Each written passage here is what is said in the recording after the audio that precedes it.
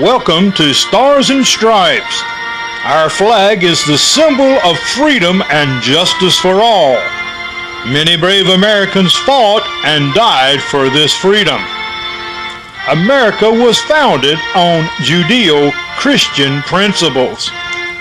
When we allow our Constitution to be destroyed and God is taken out of America, there is and can be no freedom. I'm going to give our RNC national update today, but real quick, I was really thinking and praying about today, and it reminds me of 1776. There are times when you got to plant your flag, and you got to own it, and you got to be a patriot, and you got to stand up, and you got to be loud, and you got to own what it is you think, and you got to fight for it.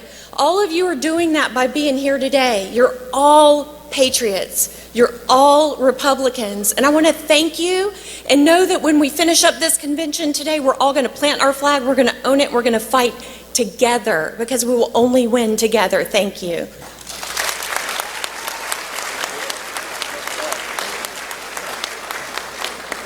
I can't tell you enough how big of an honor it is for me to stand before you. As you know, Keisha Brasington is very special to me and all the Republicans in this state. I'm largely here as a result of her initial support for me. I cannot tell you, I want to give her an applause. Yeah. You would be very proud of her and also Michael Watley for the national reputation that they have earned.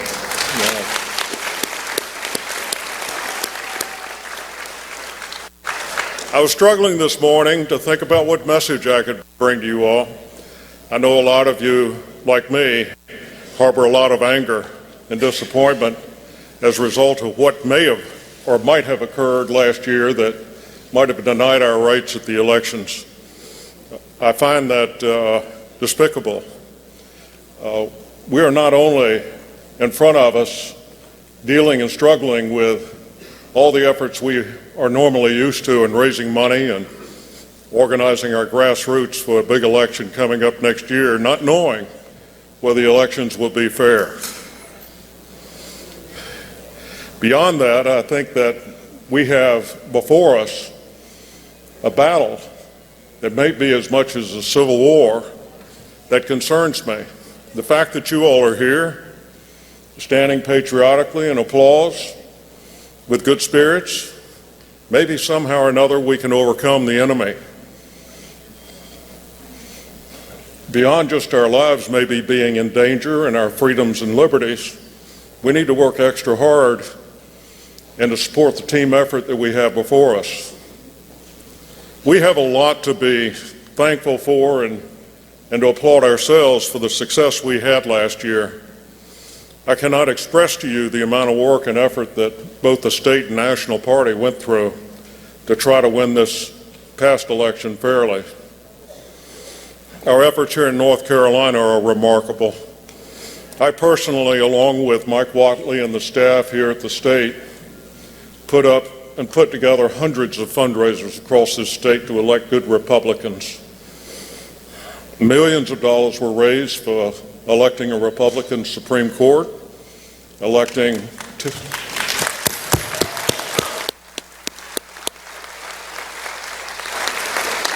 U.S. Senate, U.S. congressional candidates, and at every local and county office level, we did our best that we could with your all's support. I've been very honored. Senator Rick Scott came to North Carolina and awarded me the North Carolina Republican Senatorial Committee Champion for Freedom Award, and I thought it was worthwhile.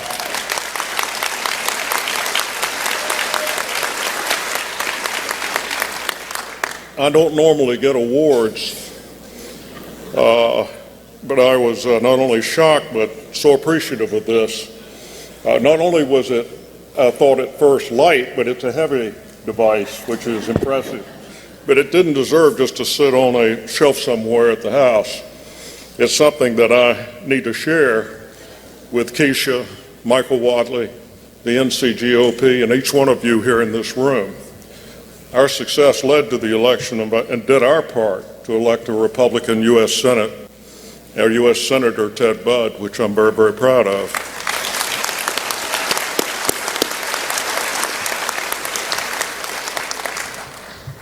I'm here to announce today that my efforts over the last year have been invested in trying to put together a fundraising effort in a modern way, in a modern portal to help you all recruit local candidates at the county level. I'm trying to invest now in something that I could leave behind in my service as your National Republican Committee man. That doesn't mean I'm leaving anytime soon, but I want you to know in my heart the grassroots efforts in recruiting good Republicans at the county level and getting them elected is one of the most important things that the Ncgop can do.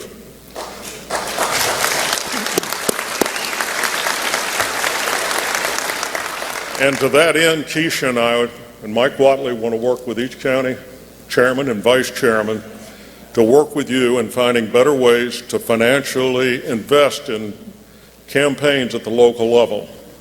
And I hope that you will embrace this endeavor. You'll hear more about it in the future. Beyond that, I just want to thank you from the bottom of my heart for electing me and Keisha to this very vital role to support our initiatives going forward. And I'm with you in the fort as the last man standing. Thank you very much.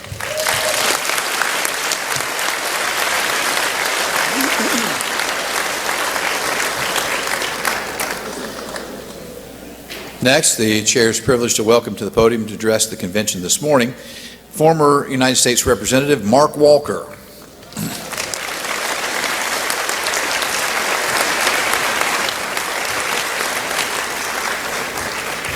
Good morning. It's a privilege to be here. Thank you for being here. A little bit about my background. Some of you may know we came to North Carolina 32 years ago, had a few $100 in my pocket, rented a room for $55 a week, shared a bathroom with 3 people that I didn't even know upstairs, but I was glad to be in Winston-Salem, North Carolina, and we went to work, went on to an early career of business management. Then I did something that I swore I would never do, and that's to follow my dad's footsteps as a Baptist pastor. From there, I went on to serve in the United States Congress. I became the first member of Congress at the end of their first term to lead the largest caucus in all of the United States Congress. I'm the last member of Congress to get a balanced budget amendment. I hit the ground running. Some people ask me, Congressman Walker, how did you have such success so early? Now, what some of you may know, maybe some of you don't know, is that if you can survive a Baptist business meeting, you can about have success anywhere. Some of you know what I'm talking about. Yeah, exactly. Look, I'm running for governor today because I think primaries are healthy. It's the American way. It's the Democrats that do not want a primary. Joe Biden doesn't want a primary. Josh Stein doesn't want a primary. And the reason, the why, is because I think it's important, number one, to expand our educational opportunities. I know how to block federal mandates when they try to bring in these things to our children. In fact, it's time we teach our children not just what to think, it's time we teach them how to think as well. Look, thank you. I thank God for the moms who are stepping into this fight. Not only do we need to expand educational opportunities, but we need to secure economic freedom. We have an American migration that's moving to North Carolina right now. In the last year, 124,000 people have come here. We need a governor with a business background who understands about manufacturers, who understands about infrastructure, who understands about deep ports. We don't have to take a back seat to anyone in North Carolina. Number 3, I'm running for governor to protect our children and families. Ladies and gentlemen, this is where the battle turns spiritual. This is the fight that we must take in the 21st century. It's one thing for adults to behave whatever they want to. It's another thing when this evil pursues our children, our grandchildren. We must stand. We will not take it. We will fight that fight. Why am I the best candidate to lead on these issues? I was hoping you would ask that question. North Carolina is the #1 gubernatorial race in the country. We need a candidate that will boost the presidential race as well as other candidates up and down the ballots. I'm the highest rated conservative to ever serve in the top 4 leadership positions in the U.S. House. And today, I'm happy to announce that I become the first Republican candidate in history that has the support for multiple black college presidents right here in the state of North Carolina, and I'm very proud of that. Think about this. Republicans only make up 30% of the voting bloc. Like it or not, we have to have someone that can pull in the unaffiliated voters. In this state, one of our candidates is already down 14% among unaffiliated voters, female voters. The question is, do we want to win?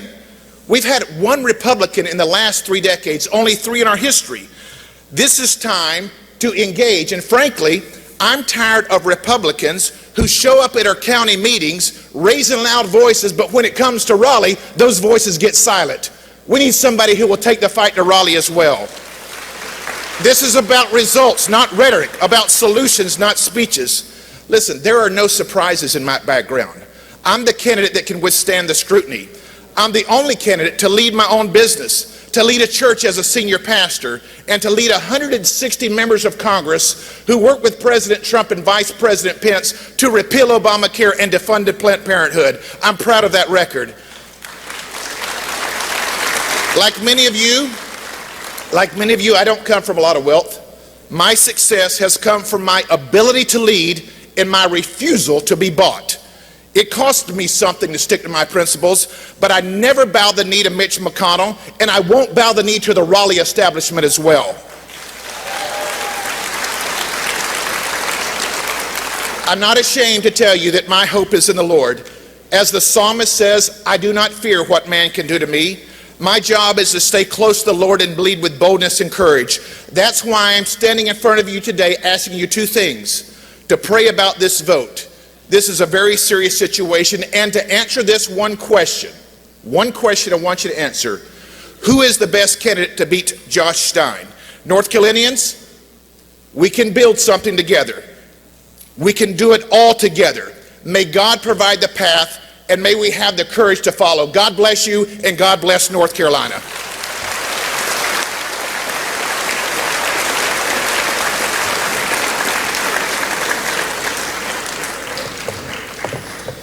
This time, the chair is delighted to welcome to the podium to address the convention this morning the most recent Republican addition to the North Carolina House of Representatives, Representative Tricia Cotham.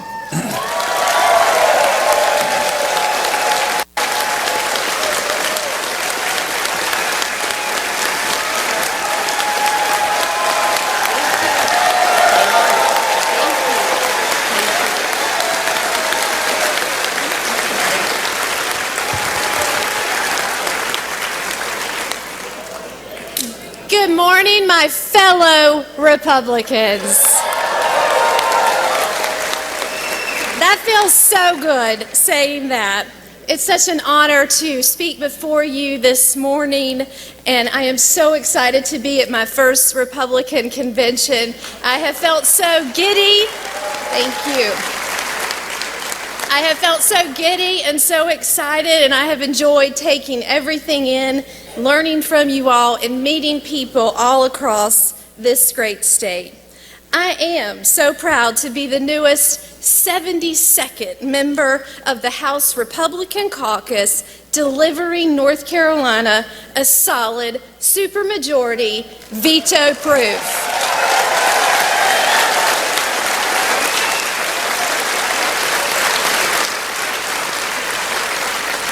Since my switch, my Republican colleagues and I have been able to pass historic, life-changing, life-protecting, putting children first legislation, and we're not gonna stop. We have even had the opportunity to now override some vetoes, and that has been great.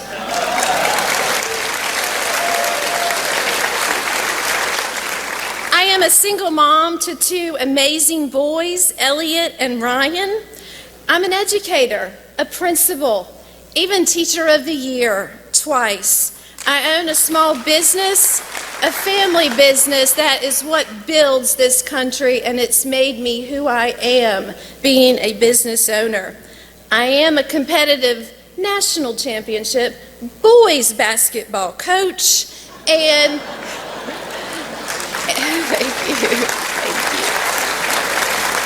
and I'm the chair of House Education. I am a strong believer in God. It is my faith that has guided me and that has led me here today.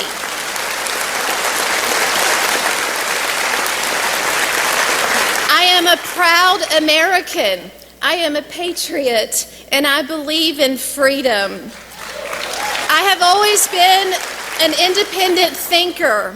I have always been about results, not rhetoric, about getting the job done, being a stateswoman for North Carolina, not a political puppet or someone who delivers political theater like the Democrats.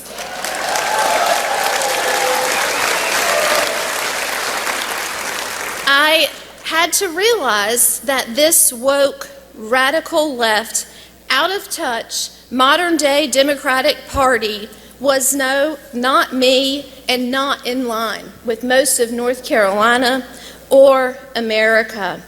At my first meeting, an organizational meeting with the Democrats, I was publicly criticized because I have an American flag on my car.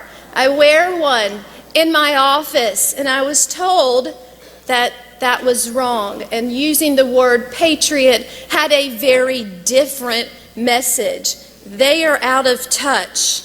The other thing was, I often have the wonderful opportunity to deliver the House prayer on the House floor. I was asked, and the Democrats were all asked, that no one should do that because of separation of church and state, and they are wrong.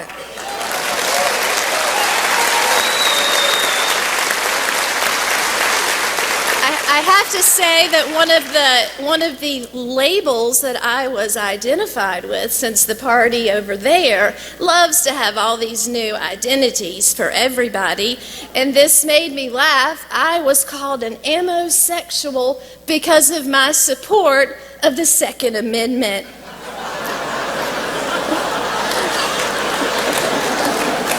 So I might trademark that. Comments were made as you can't have a Dem who wears camo, who goes hunting, and their earth was rattled when they learned I am a competitive rodeo barrel racer.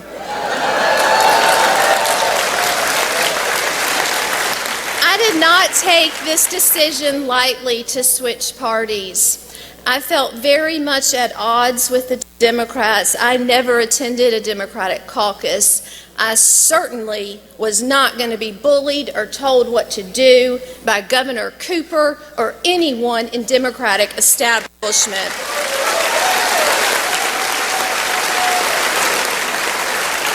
I prayed tremendously and asked God to guide me, to show me the way, and to give me guidance and hope and bring me to whatever I was to do.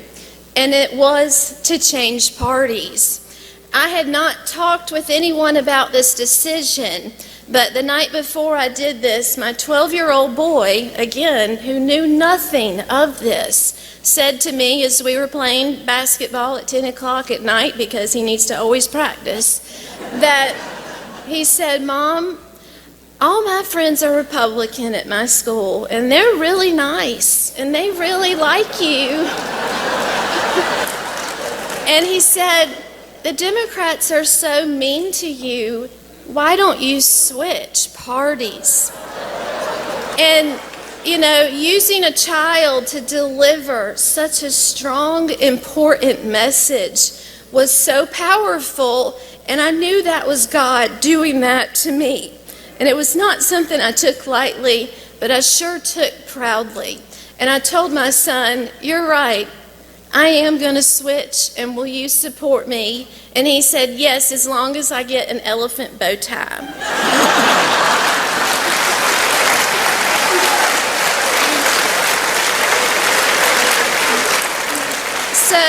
So I gave Speaker of the House Tim Moore probably the biggest call of his life and said, "I need to talk with you. I'm going to switch parties. I'll meet you at the barbecue place in Shelby." And so that all happened very quickly, and the support was tremendous. And a day later, I was meeting with the chairman, with some of the key leaders of the party, and we created a plan. And you all have been so welcoming to me, with open arms, with kindness, with love. And it is your prayers and your thoughts that have protected me and my children and my wonderful mother. And I am so grateful. Now, the Democrats didn't give such a nice response. They went to my home, spray painted words on my driveway, in my cul-de-sac, busted out my windows, keyed my car, sent bombs to my house, personally messaged my children, tried to cancel me at my children's school, and have harassed me tremendously. And many people have said, "Are you doing okay? How are you surviving?" I am surviving because of my belief and trust in the Lord, who will guide me.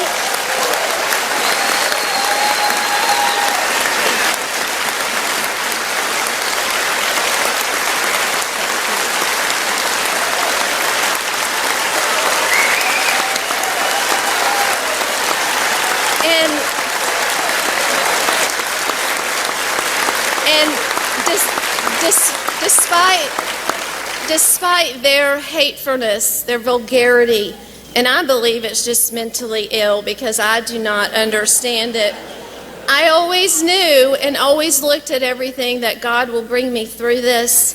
He's on our side, and we were going to do great things. And one of those great things that I've worked on, this is my 6th term serving, is school choice, is the Opportunity Scholarship Project. And North Carolina was not even on the national map for school choice. But you know what? It was my legislation, and with the work of my colleagues, all 72 House members signed on to this bill. It passed, drove the governor into a tizzy to have his state of emergency. And boy, did that backfire on him, and I was excited to lead the counterattack against him.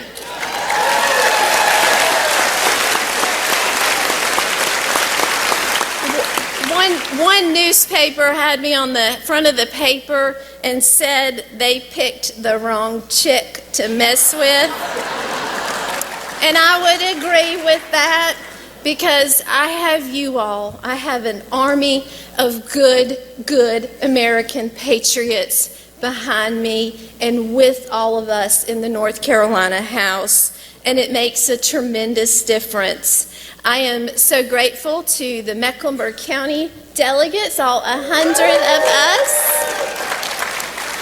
I cannot tell you how much the love and the support and kindness from the Republican women clubs all throughout this state have sent me notes. 2 weeks ago, our General Assembly police came in carrying boxes and boxes and boxes of packages from Amazon and laughingly said, "Representative, have you been shopping?" And I said, "No, I don't believe so." Opened up these boxes because bombs have been sent to my office and my home, and I have to have security. It was run through our scanners. And here's the contrast. The Democratic women clubs from around the state sent me boxes of metal coat hangers with the most disgusting, vile messaging, and the Republican women sent me beautiful flowers from all over the state with wonderful love and words of encouragement that I display proudly in my legislative office. And that is the difference. That is really sums it up.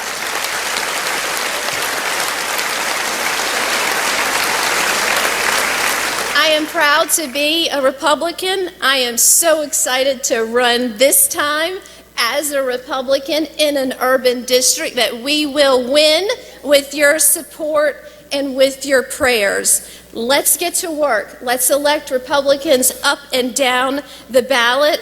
Let's win. Our state and our children need us. Thank you so much. God bless you all. Thank you. Thank you.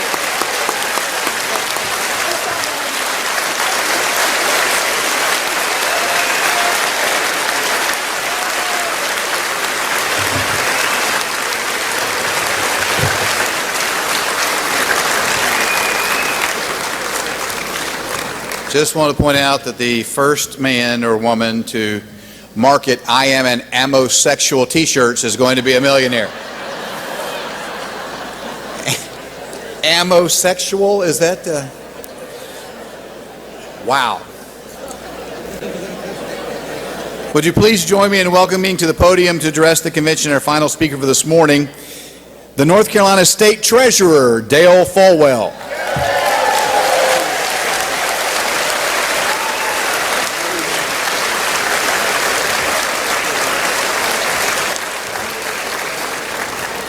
Good morning, everyone. I was just informed that I only have 4 to 5 minutes, and because my Kano Lodge Wi-Fi password does not work at the Corey Center, I thought I had 45 minutes. I'm glad you're getting the Treasury humor. I'm joined today by the most important person in my life, my wife, Cynthia.